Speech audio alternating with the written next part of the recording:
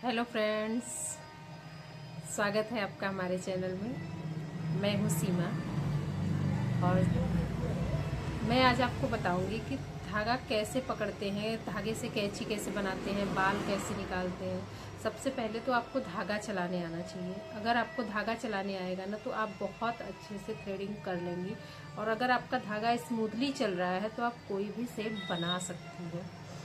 ठीक है, तो सबसे पहले जो ज़रूरी चीज़ें हैं कि हमें मतलब थ्रेडिंग करने के लिए हमें क्या क्या सामान चाहिए। तो सबसे पहले हमें चाहिए एक थ्रेड। ये थ्रेड जो होती है ना, ये थ्रेड कॉटन थ्रेड होती है और ये आपको दिख रहा होगा, ये 40 नंबर की थ्रेड है। इस पे लिखा है ना 40 नंबर। ये वाला धागा जो होता है ना, इसमें दो तरह के धागे आते हैं। एक आता है सिंथेटिक, ये आता है कॉटन। इससे कट वगैरह बहुत कम लगता है, इसीलिए ज़्यादातर धागा यही यूज होता है। आपको कहीं भी लेना हो तो आप 40 नंबर धागा देख कर लीजिए। ये ऑर्गेनिक कॉटन थ्रेड है, ठीक है। और दूसरा आपको जो चाहिए वो चाहिए इस तरह की सीजर्स, छोटी सी, जो कि थ्रेडिंग काटने के काम आती है। तीसरी चीज़ हमें चाहिए टेल्कम पाउडर चाहिए, इस तरह से एक कॉटन डला हुआ, और इसको हम एक बाउल में रखेंगे। और चौथी चीज़ जो हमें चाहिए वो चाहिए एस्ट्रीजेंट या तो क्रीम। तो मैं आपको अभी आगे आपको वीडियो में बताऊंगी कि सब आते हैं, मतलब कब यूज करना है, क्रीम यूज करना। ज़्यादातर लोग क्रीम ही लगाते हैं, सबको क्रीम से मसाज करते हैं, तो ये गलत है। ऐसा नहीं करते हैं, सबको क्रीम नहीं लगाते हैं। हाँ, किसी को एस्ट्रीजेंट भी लगाते हैं और क्रीम भी लगाते हैं। तो कहाँ क्रीम लगाना है, कहाँ एस्ट्रीजेंट लगाना है, वो मैं आपको आगे वीडियो में बताऊंगी, ठीक है। तो सबसे पहले हमें थ्रेड को लेना है। उसके बाद इस थ्रेड को अपने मुंह में पकड़ना है। पकड़ा, धागे को मैंने ऐसे किया, 4 फिंगर लेनी है और 4 फिंगर को मैंने ऐसे किया।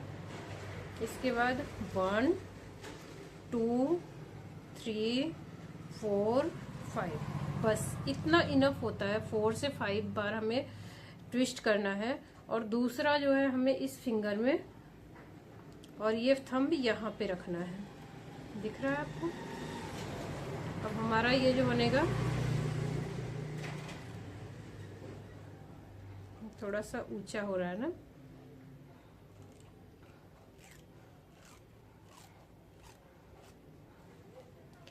और ये चीज जो होती है हमारी ना, ये वाली, इसको ना हम अपने थ्रेड पे रखेंगे और यहाँ से इसको खींच के पीछे ले जाएंगे तो इसके अंदर जो बाल आएंगे, तो सपोज कीजिए मैंने यहाँ से लिया और हमें इसी चीज को रखना है अपनी थ्रेडिंग पे, और यहाँ से ले जाके इसे पीछे जाना है, पीछे जाना है। फिर जब पीछे हम ये वाला खींच के पीछे ले जाएंगे ना, तो इसमें धागा आ जाए। इसमें जो बाल है हमारे, जिस बाल को हमें निकालना है वो इसके अंदर आ जाएंगे।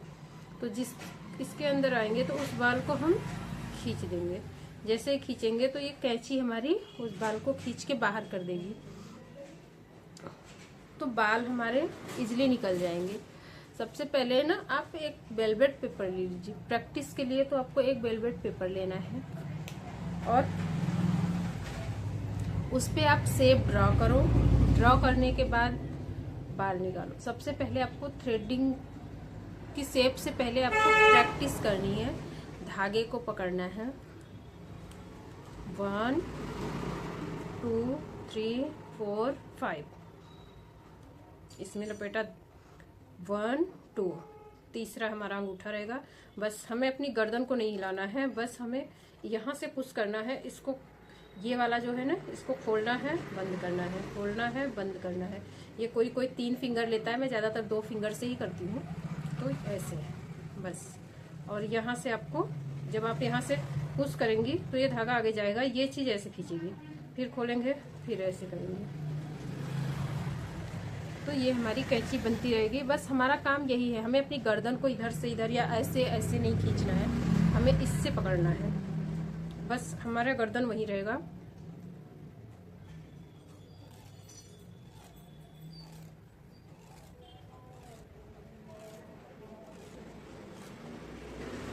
पहले आपको इस चीज़ की प्रैक्टिस करनी है। जब आपका हाथ बहुत स्मूथली चलने लगेगा ना, तब आप ना अपने पैरों के बाल निकालना शुरू करिए। अपने किसी फ्रेंड के या किसी को जो आपके साथ हो उनके हाथ का बाल निकालिए धीरे धीरे। जब आपसे बाल इजीली निकलने लगेगा, धागा स्मूथली चलने लगेगा, तब आप थ्रेडिंग पे शुरू करिए।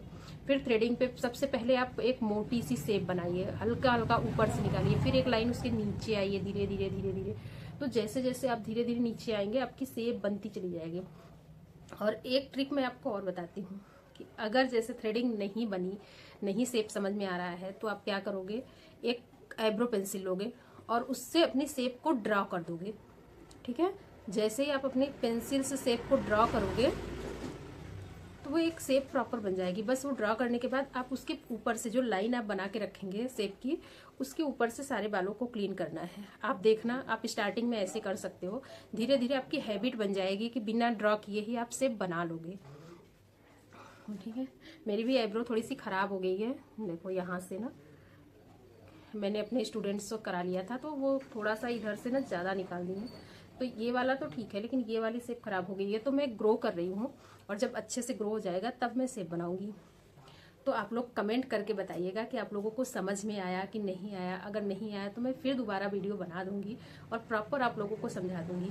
बाकी आगे अब मैं बताऊंगी कि शेप्स कैसे देते हैं, कैसे पकड़वाना है कस्टमर से।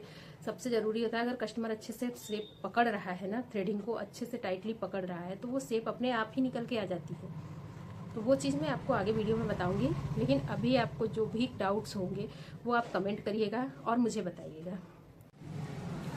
मैंने बोला था ना मैं आपको आगे वीडियो में बताऊंगी कि सबसे पहले कहाँ पे एस्ट्रीजेंट कहाँ पे लगाना है। और जिनकी भी थ्रेडिंग करने के बाद बहुत रेडनेस हो जाती है, सेंसिटिव स्किन है, वहाँ पे हम क्रीम लगाएंगे, क्रीम से मसाज करेंगे। और जिनकी स्किन पे थ्रेडिंग के बाद दाने आते हैं, इचिंग की प्रॉब्लम होती है, दाने बहुत आ जाते हैं, उनको हम हमेशा एस्ट्रीजेंट लगाएंगे। उनको हम क्रीम से मसाज नहीं करेंगे, एस्ट्रीजेंट लगाएंगे, तो उनको कभी भी दाने की प्रॉब्लम नहीं होगी। तो हम ये दो चीज़ें ध्यान रखेंगे, हमें कहाँ क्रीम लगानी है और कहाँ पे एस्ट्रीजेंट लगाना है। ठीक है, थैंक यू।